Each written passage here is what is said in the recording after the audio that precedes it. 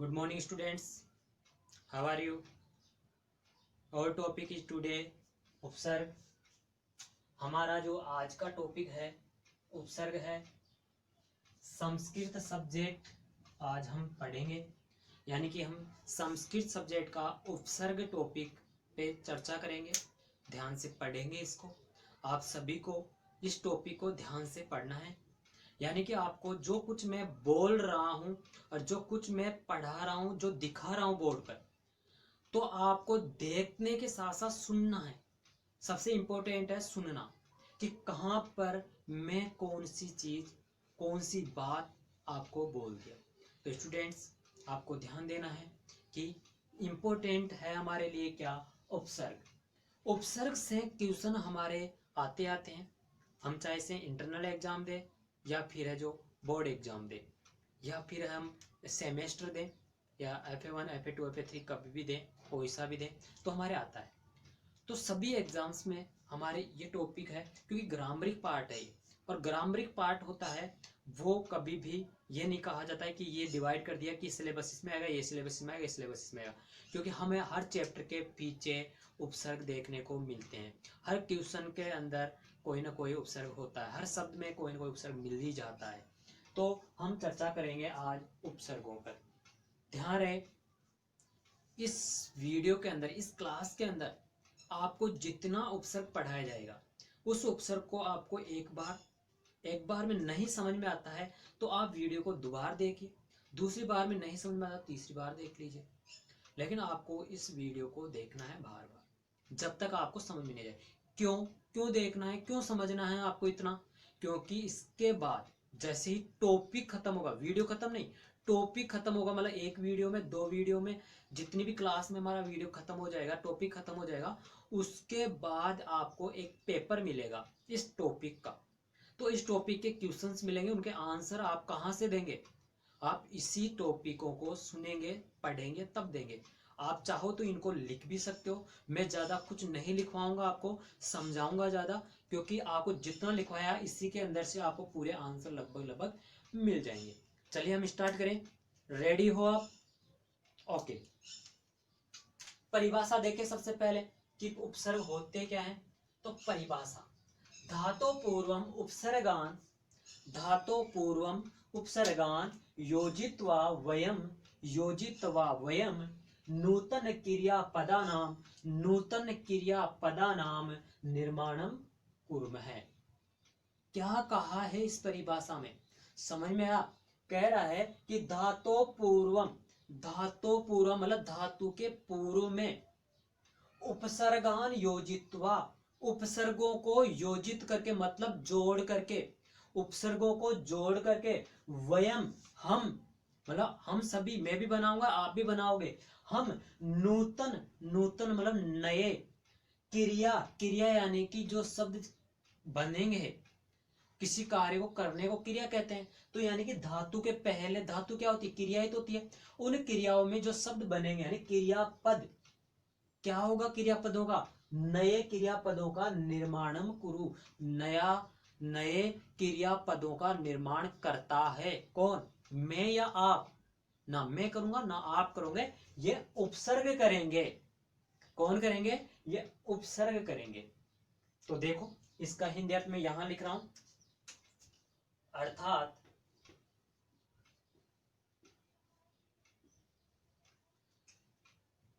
धातु से पूर्व, धातु से पूर्व में उपसर्ग जुड़कर योजित्वा, जुड़कर हो गया. धातु से धातु हो गया, पूर्वम से पूर्व हो गया, योजित्वा से उपसर्गान से उपसर्ग हो गया, योजित्वा से जुड़कर हो गया, और वयम से हम नए क्रिया पदों का क्या करते हैं? निर्माण करते हैं. समझ में आ गई बात? कि अर्थात क्या कहा है कि धातु से पूर्व में उपसर्गान उपसर्ग योजित्वा जुड़कर वयम हम नूतन यानी कि नए क्रियापदानाम क्रियापदों का निर्माण कुर्मः करते हैं। कौन करते हैं? हम करते हैं। क्या जोड़कर करते हैं? उपसर्ग जोड़कर करते हैं। मैंने अभी कहा था मैं करूंगा या आप करेंगे निर्माण, हम और आप करेंगे, पर क्या जोड़कर करेंगे? उपसर्ग जोड़ के करेंगे। तो हम तो सिर्फ लिख रहे हैं, परिवर्तन तो इसने किया ना। तो उपसर्ग का मतलब समझ में आ गया कि वो क्या करेंगे, एक क्रिया जोड़ेंगे, और क्रिया जोड़ करके धातु के पहले, धातु को क्या कहते हैं? क्रिया कहते हैं। सीधी सी बात, तो ध्यान है, धातु जो हमारे पास होती है ये धातु को हम क्रिया कहते हैं। जैसे मैं पढ़ा रहा हूं, ठीक है, पढ़ा रहा हूं तो पढ़ाना एक क्रिया है। आप देख रहे हैं तो देखना क्रिया है। आप सुन रहे हैं तो सुनना भी एक क्रिया है। अगर आप भी लिख रहे हैं, आप सोच रहे हैं कि मैं भी लिख लूं, तो आप लिख रहे हैं तो वो भी एक लिखना क्रिया है। लेकिन जो मैं लिख रहा हूं, आप लिख रहे हैं, मैं बोल रहा हूं, आप सुन रहे हैं, ये सब क्रिया है। लेकिन इनसे पूर्व में जुड़कर उसमें क्या करेगी? नए क्रिया का, नई क्रिया। एक क्रिया तो पहले से है और नई क्रिया का और क्या कर देगी? निर्माण कर देगी, मतलब नई क्रिया कर देगी। और नई क्रिया करते ही मैं लिख रहा था, लिखने में अगर मैंने उपसर्ग जोड़ दिया, लिख में उपसर्ग जोड़ दिया, तो फिर लिखना नहीं रहेगा, फिर उसका अर्थ भी परिवर्तन हो जाएगा, लिखना नहीं रहेगा। आप बोल रहे हैं, आप बोल रहे हैं और आप बोल रहे हैं, और उसमें अगर उपसर्ग जोड़ दिया, वद धातु होती है बोलने की, और वद धातु यानी क्रिया है, उसमें अगर आपने उपसर्ग जोड़ दिया तो फिर आप बोलना नहीं रहेगा उसमें। जैसे मान लीजिए मैंने लिख धातु थी, जैसे लिख धातु का अर्थ होता है लिखना, ठीक है। अब मैंने क्या किया, इसमें अ उपसर्ग जोड़ दिया। क्या जोड़ दिया? अ उपसर्ग जोड़ दिया, मतलब इसको क्या कर दिया? अलिख कर दिया। तो अलिख लिखते ही, पहले तो उसका अर्थ क्या था? लिखना, लेकिन अब हो गया है नहीं लिखना, मतलब नहीं लिखना। आप मत लिखना, अभी आप मत लिखना, सिर्फ आप अभी समझना।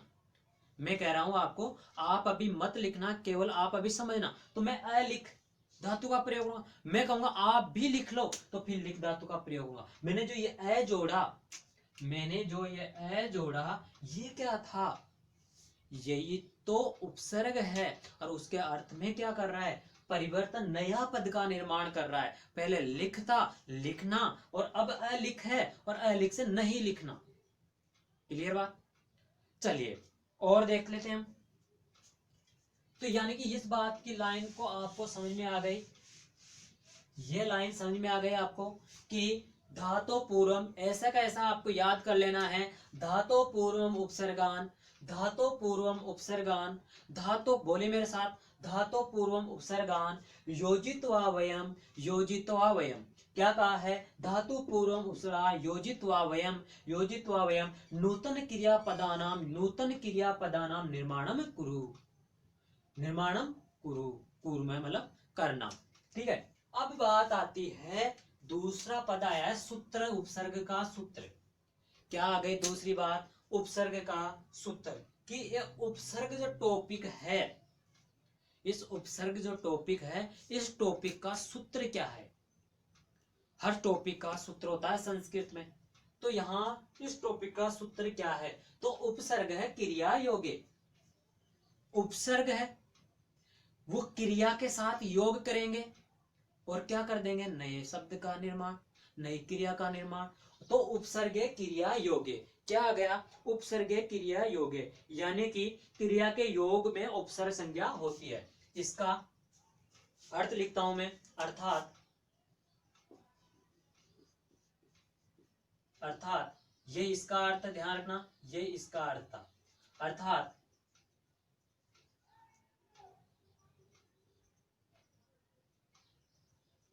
यहां आ जाएगा क्या? इन मात्राओं को छोटी करता हूं, यहां आ जाएगा, आ जाएगा। क्रिया के योग में क्रिया के योग में क्रिया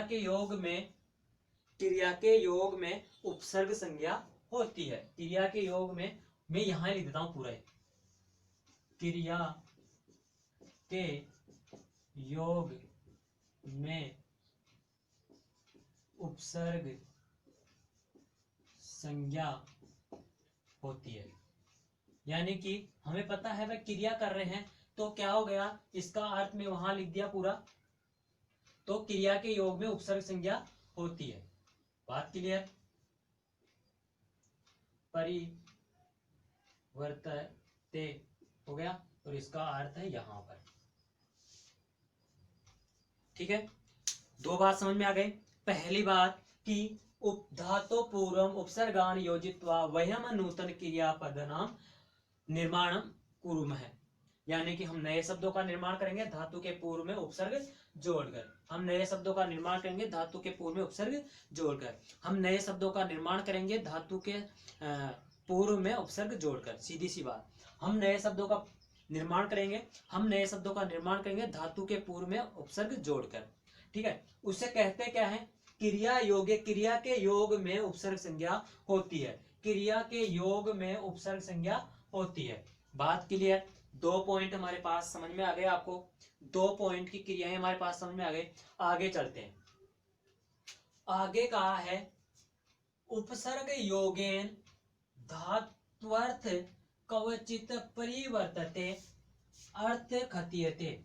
यानी कि धातु योग में उपसर्ग योग में धातु के लिए कुछ परिवर्तन करता है, तो उसके लिए कहा गया है कुछ परिवर्तन करता है। किस अर्थ में कहा गया है? इस अर्थ में कहा गया है कि उपसर्ग जो होता है, उपसर्ग का जो योग कर रहे हैं, उपसर्ग क्रिया योगे जो योग कर रहे हैं, और वो कैसे कर रहे हैं, धातु अर्थ में, धातु के अर्थ में कर रहे हैं, तो कुछ परिवर्तन होता है। बिल्कुल होता है साहब, नया क्रिया हो जाती है, कुछ परिवर्तन होता है ना। क्यों? क्योंकि नए पदों का निर्माण हो जाता है।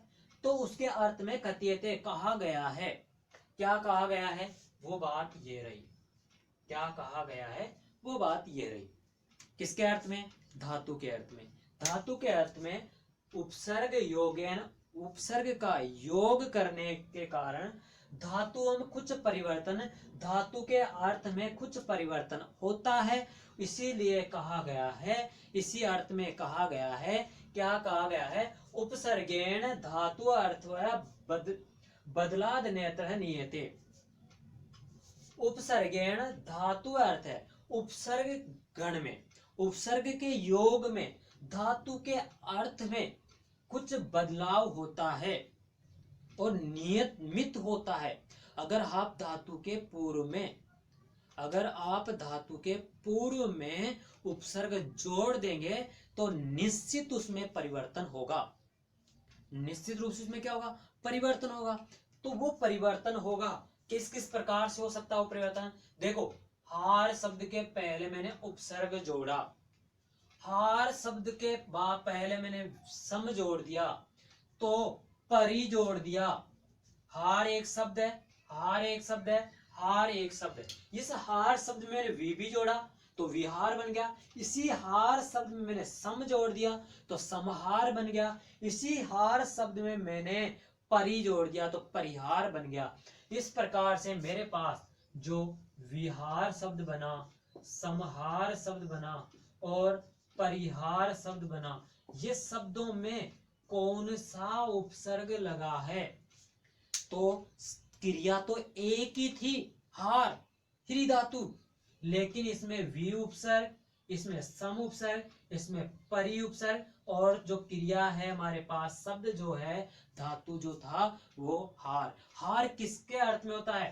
ह्री धातु होती है, इसका होता है हार। क्री धातु प्लस घ प्रत्यय से हार शब्द बनता है, हार धातु बनती है। समझ में आया यहां तक? यहां तक आपके समझ में आ गया? चलिए,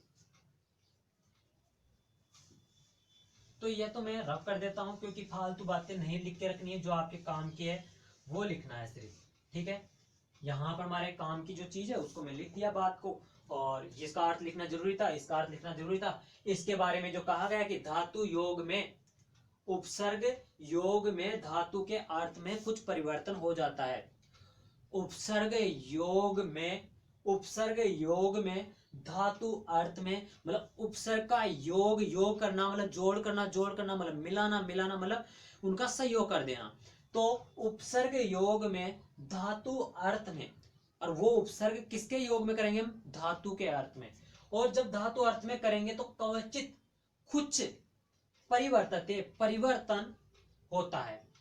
और अतः कथ्यते इसीलिए कहा गया है, क्या कहा है? उपसर्गेण धातु अर्थ है बदलान्तर नियते। उपसर्ग के अर्थ में, धातु अर्थ के गण में जो है कुछ बदलाव होता है, वो विहार, जैसे हार में हमने वि जोड़ा, विहार बना, सम में हमने हार जोड़ा तो संहार बना, और परिय में हमने हार जोड़ा तो परिहार बन गया। तो देखते हैं उदाहरण क्या क्या कह दिया, यहाँ पर क्या क्या बातें कह दिया।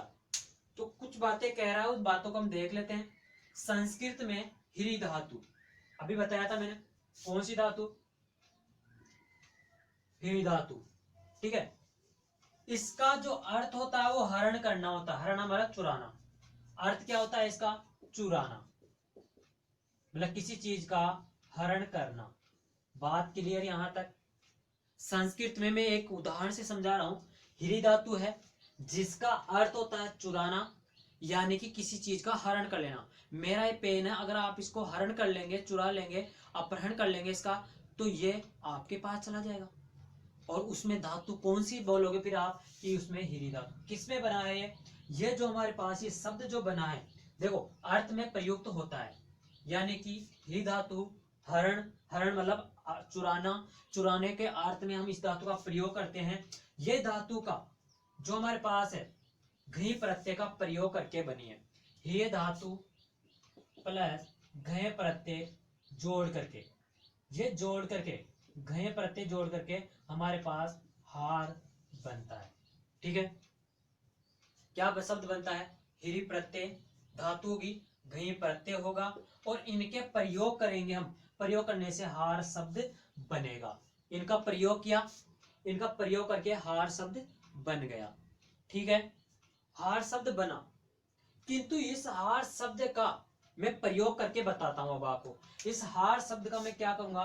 प्रयोग करता हूं, और प्रयोग करने पर इसके अर्थ क्या हो जाएंगे? अर्थ भिन्न भिन्न हो जाएंगे, भिन्न भिन्न अर्थ हो जाएंगे। इसके अर्थ क्या हो जाएंगे? भिन्न भिन्न हो जाएंगे। देखिए, अनेक अर्थ प्रकट होंगे, भिन्न भिन्न का मतलब अनेक अर्थ निकलेंगे। दोबारा से यहां से देख लीजिए। पहले उदाहरण, संस्कृत में ह्री धातु है जिसका अर्थ होता है हरण करना या चुराना। जिसका अर्थ क्या होता है? हरण करना या चुराना। ठीक है, प्रयुक्त होता है मतलब उसी अर्थ में होता है।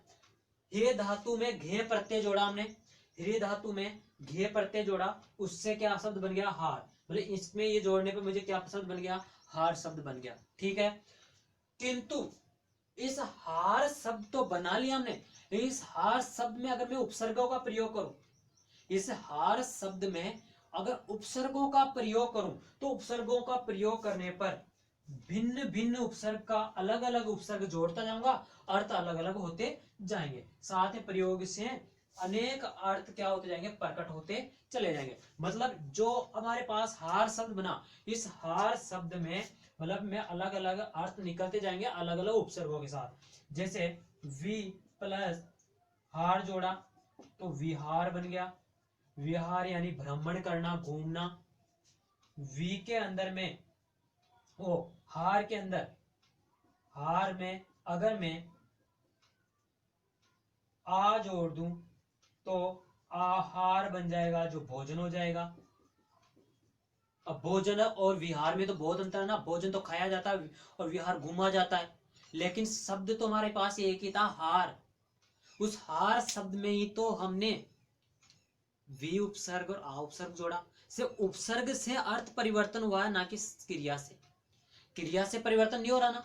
उपसर्ग जोड़ने पर, यहां पर तो ये कहा था कि अर्थ परिवर्तन करते हैं, यानी कि नए शब्द का निर्माण करते हैं, नए शब्द का निर्माण करते हैं। यहां भी अनेक अर्थ प्रकट करते हैं, यहां भी एक है। तो उपसर्ग, अब देखो यहां मैं एक टेबल्स के माध्यम से आपको कुछ उदाहरण समझा रहा हूं, ध्यान से देखना। उपसर्ग, पहले बात तो हमने पास जो उपसर्ग होते हैं कौन कौन से होते हैं, कितने होते हैं, आपको पता है 22 होते हैं। संस्कृत के अंदर उपसर्गों की संख्या कितनी होती है, 22, द्वाविंशति 22। अपन संस्कृत में द्वाविंशति कह सकते हैं, 22 कह सकते हैं, इंग्लिश में 22 होगा, ठीक है। अब इसके बाद में मैं क्या करूंगा, इसके अंदर प्लस क्या जोड़ूंगा,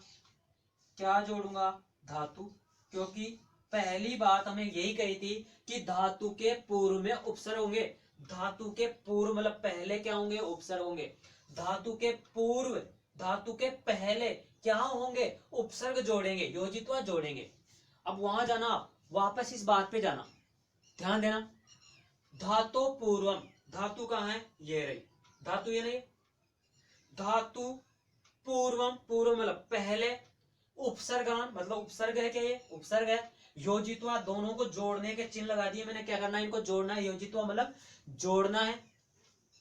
वयम, हम जोड़ेंगे इन दोनों को, जोड़ने पर नूतन क्रियापद निर्माणम, नूतन नया पद, नया पद कहां है, ये रहा, उपसर्ग युक्त पद, मतलब ये क्या है, नूतन पद है, ये नया पद है। नया पद देखो, प्री, इसका अर्थ क्या है, हरण करना। इसको हमने क्या बना लिया था, हार बना लिया था ना, क्या जोड़ करके, आई में घे प्रत्यय जोड़ के। तो ये हार सभी के अंदर रहेगा और इसका रूप आपको यही देखने को मिलेगा, ठीक है।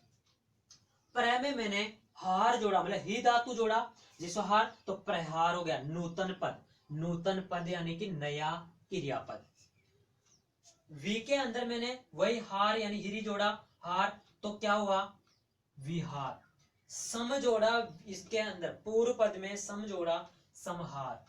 पूर्व पद में मैंने इसी के पूर्व पद में आ जोड़ा तो आहार, इसी के पूर्व पद में मैंने परि जोड़ दिया, परिहार।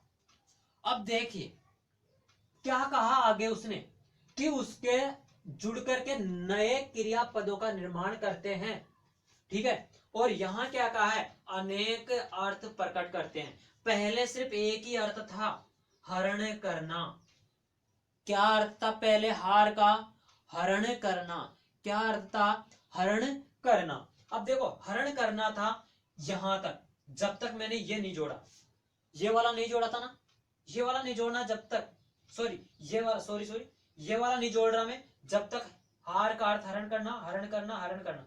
जब मैंने ये जोड़ दिए तो फिर वो शब्द बन गया ये, और नया अर्थ बन गया ये। देखो प्रहार, प्रहार करना, प्रहार करने का मतलब क्या हो गया, चोट लगना या आघात। अगर मैं आपके ऊपर प्रहार करता हूं किसी चीज का, तलवार का, बंदूक का, किसी का भी, तो आपके चोट आएगी नहीं आएगी। पत्थर का प्रहार किया, आक्रमण कर दिया, तो यहां पर चोट लगना उसका अर्थ हो जाएगा। मैंने वी में, हार में वी प्रत्यय जोड़ते विहार हो गया। विहार मतलब वी प्रत्यय नहीं जोड़ा था, उससे पहले अर्थ क्या था, हरण करना। जब मैंने वी प्रत्यय जोड़ दिया तो विहार मतलब हम जो भी गार्डन होता है उसके अंदर क्या करते हैं, पक्षी क्या करते हैं, विरह करते हैं, उनमें भ्रमण करते हैं, हम भी भ्रमण करते हैं, तो घूमना, क्या कह सकते हैं, घूमना, ठीक है। अब मैंने जब तक तीसरे पद में भी मैंने जब तक सम नहीं जोड़ा, जब तक तो हरण करना था, लेकिन सम जैसे जोड़ा समहार हो गया, और समहार जोड़ते ही उसके अर्थ में नया परिवर्तन ला दिया। पहले हरण करना था, अब क्या हो गया, विनाश करना। संहार, कहानियां पढ़ते हैं, संस्कृत में आती है हमारी कहानियां, कि पूरी कहा वो संहार किया, उसका एक एक करके काट दिया, मार दिया, वो संहार करना होता है। फिर मैंने जब तक इसमें आप उपसर्ग नहीं जोड़ा, जब तक तो हरण करना, लेकिन आ उपसर्ग जोड़ते आहार बन गया। आहार होता है भोजन, खाना, जिसे हम खाते हैं, खाना खाते हैं, वो खाना आहार हो गया। अब मैंने जब तक इसमें अगला पद क्या नहीं जोड़ा, परी नहीं जोड़ा, प्री नहीं जोड़ा, जब तक तो हरण करना अर्थ था, लेकिन जब मैंने प्री जोड़ दिया तो परिहार बन गया। परिहार मतलब बचाव करना या निराकरण करना, या किसी चीज का जो कहते हैं ना, कोई चीज अगर हमें नहीं आ रही तो उसको सोल्व करना, तो परिहार बचाव करना। हमें किसी चीज में जैसे कि कहीं से निकलना हो, जहां फंस गए तो वहां से किस तरह बच के निकलेंगे, कोई तो उपाय निकालेंगे, उसका उपाय निकालना, निराकरण निकालना, उसका कुछ तोड़ निकालना, जिसे कह सकते हैं हम ये, यानी कि उसका कुछ न कुछ हम किसी प्रकार से उससे सॉल्व किया जाए उस क्वेश्चन को। अगर हमें कोई सवाल नहीं आ रहा तो उसका सॉल्व करे किया जाए किसी पर, तो वो वाली बात। यहां तक बात समझ में आ गई। अब ये तो थी आपको लिखने वाली बात, आपने ध्यान से देखा। यहां तक हमारे पास सिर्फ पार्ट फर्स्ट है ये, क्योंकि अभी सेकंड पार्ट में उपसर्ग आएंगे। 22 उपसर्ग होते हैं। द्वाविंशति प्रय प्रा अपसम अनुव निसनिर दुसदुर वि आंगनी अधि अपि अति सुउत अभिप्रति, जो भी हमारे 22 उपसर्ग है, इन 22 उपसर्गों को हम एक एक करके पढ़ेंगे, किस उपसर्ग का क्या अर्थ है और उनके साथ कैसे प्रकार से हम शब्दों को जोड़ सकते हैं। ठीक है, तो आज आपको यहां से यहां तक पूरा पता हो जाए, क्योंकि मैं एक दिन में पूरा टॉपिक पढ़ा देता हूँ। क्या क्लास अगर अपनी जो ऑफलाइन क्लास लगती, हम सामने पढ़ते, क्या मैं एक दिन में पूरा टॉपिक करवाता हूँ क्या आपको? नहीं करवाता ना। मैं एक टॉपिक को 2 या 3 दिन में करवाता हूँ, ताकि आपको आराम से समझ में आता जाए, यही करवाता हूँ। तो आज भी हम यही कर रहे हैं कि पहले दिन में ये क्लास, दूसरे दिन में इसका अगला वाला पार्ट, जिसमें हमारे पास उपसर्ग 22 उपसर्ग है। 22 उपसर्गों को एक साथ में मैं एक एक शब्द को, एक एक उपसर्ग को आपको एक्सप्लेन करके पूरा बताऊंगा। फिर उसके बाद में तीसरी क्लास जो होगी हमारी, वो होगी हमारे टेस्ट, यानी कि हमारा जो होमवर्क जैसे कि हम देते हैं चैप्टर के बाद में हमारे क्वेश्चन आंसर आते हैं, उस क्वेश्चन आंसर का एक पीडीएफ आपको मिलेगा। उस पीडीएफ में आपके दोनों वीडियो के अंदर से आपको क्वेश्चन सोल्व करने हैं। ठीक है, अब इसकी परिभाषा यहां पर हमारे पास जो आई है, ये संस्कृत में, हिंदी में मैं बता दूं तो हिंदी में परिभाषा में आपको क्या यहां बता देता हूं, जो आपके लिए इंपॉर्टेंट होगी। ठीक है, वे शब्दांश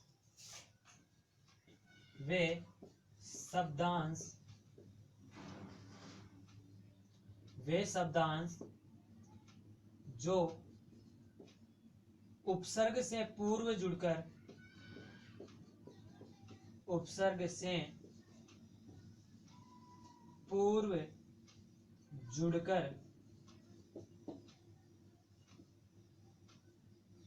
उसके अर्थ में परिवर्तन ला देते हैं, अर्थात सुंदरता ला देते हैं। क्या कहलाता? ला देते हैं। जिसको कौन लेके आएंगे? उन्हें उपसर्ग कहते हैं। उन्हें उपसर्ग कहते हैं। ये उपसर्ग की परिभाषा है। आपसे क्वेश्चन बनेगा यही कि उपसर्ग किसे कहते हैं, तो आपको संस्कृत में भी लिखना है और हिंदी में भी लिखना है। ठीक है, क्यों? क्योंकि हमें अगर हिंदी में पता है तो हम संस्कृत में बना सकते हैं, संस्कृत में पता तो उसका अर्थ करके हम हिंदी में बना सकते हैं। तो हमें उपसर्गों का पता होना चाहिए। उपसर्ग कौन कौन से होते हैं, उपसर्ग की परिभाषा क्या होती है। उपसर्ग की परिभाषा एक बार मेरे साथ बोलिए। वे शब्दांश जो उपसर्ग से पूर्व, धातु से पूर्व, वे शब्दांश जो धातु से पूर्व जुड़कर उसके अर्थ में परिवर्तन ला देते हैं। वे शब्दांश जो धातु से पूर्व, शब्दों से पूर्व नहीं जुड़ते कभी भी, ये केवल और केवल धातु से पूर्व जुड़ते हैं। वे शब्दांश जो धातु से पूर्व जुड़कर, धातु से पूर्व जुड़कर, धातु या इनसे पहले जुड़े, पूर्व पहले, धातु से पूर्व जुड़कर उनके अर्थ में, यानी कि जो अर्थ था पहले यह था, उसके अर्थ में क्या कर दिया? परिवर्तन कर दिया। उनके अर्थ में परिवर्तन कर देते हैं। उन्हें क्या कहते हैं? उपसर्ग कहते हैं। बात क्लियर? एक बार और रिपीट। परिभाषा देखिए, यहां संस्कृत में है, धातो पूर्वम उपसर्गान योजित्वा वयम नूतन क्रियापदानां निर्माणम कुर्मः। अर्थात कहा गया है कि धातु से पूर्व में उपसर्ग जुड़कर हम नए क्रियापदों का निर्माण करते हैं। जुड़कर या जोड़कर लिख सकते हैं हम यहाँ पर, क्योंकि हम जोड़ेंगे। उपसर्ग जोड़कर हम नए क्रियापदों का निर्माण करते हैं। अर्थात इसका मतलब हो गया उपसर्ग क्रिया योग है, अर्थात इसका अर्थात यहाँ लिखा है क्रिया के योग में उपसर्ग संज्ञा होती है। क्रिया के योग में उपसर्ग संज्ञा होती है। उपसर्ग संज्ञा क्यों होती है? क्योंकि क्रिया के साथ क्या किसका योग किया जाता है? उपसर्गों का योग किया जाता है। किसके साथ? क्रिया के साथ, यानी कि धातु के साथ में उपसर्गों का योग किया जाता है। इसलिए कहा है क्रिया के योग में उपसर्ग की संज्ञा होती है, उपसर्ग संज्ञा होती है। उपसर्ग उपसर्ग योग है ना, धातु धातु अर्थ है कौंचित परिवर्तन है। उपसर्ग के योग से धातु में कुछ परिवर्तन होता है, अतः कहा गया है उपसर्गेण धातु अर्थ है बलान नेत्र नियत है, विहार हार समहार परिहारवत है। इस प्रकार से कि कुछ परिवर्तन किस प्रकार से हुए धातु के अर्थ को जोड़ने पर। हम देखते संस्कृत में ही धातु होता है, इसका अर्थ होता है हरण करना या चुराना। जब हरण करना चुराना होता है तो इस हरि धातु में मैंने घय प्रत्यय जोड़ा। इस हरि धातु के अंदर मैंने क्या जोड़ा? घय। हरि धातु में घय प्रत्यय जोड़ा, जिसका अर्थ क्या बन गया फिर? चुराने से हार। हार हम हरि नहीं लिखेंगे, हरि तो लिखते हैं लेकिन उसको हार का प्रयोग करते हैं, और हार का प्रयोग करते हैं तो अनेक अर्थ में प्रयोग होते हैं। मतलब यानी कि धातु एक ही है, उपसर्ग अलग अलग है, और जब तो वो एक धातु उसका वही अर्थ है, लेकिन जैसे उपसर्ग लगा अर्थ चेंज। परय उपसर्ग नहीं जोड़ा जब तक हरण था, लेकिन परय उपसर्ग जोड़ते प्रहार चोट लगना हो गया। जब तक मैंने वी उपसर्ग नहीं जोड़ा जब तक तो हरण करना था, लेकिन वी उपसर्ग जोड़ते विहार बन गया और भ्रमण करना घूमना बन गया। जब तक मैंने सम उपसर्ग नहीं जोड़ा जब तक हरण करना था, लेकिन सम उपसर्ग जोड़ते ही संहार बना यानी विनाश करना बन गया। जब तक मैंने आ उपसर्ग नहीं जोड़ा जब तक तो हरण करना था, लेकिन मैंने आ उपसर्ग जोड़ दिया, जोड़ते आहार बन गया, मतलब भोजन बन गया, उसके अर्थ में विशिष्टता ला दिया। परि उपसर्ग नहीं जोड़ा जब तक तो हरण करना था, लेकिन परि उपसर्ग जोड़ दिया, जोड़ते परिहार बन गया, बचाव करना निराकरण बन गया। ठीक है, तो ओके स्टूडेंट्स, मिलते हैं नेक्स्ट क्लास में, same time same class. Thank you.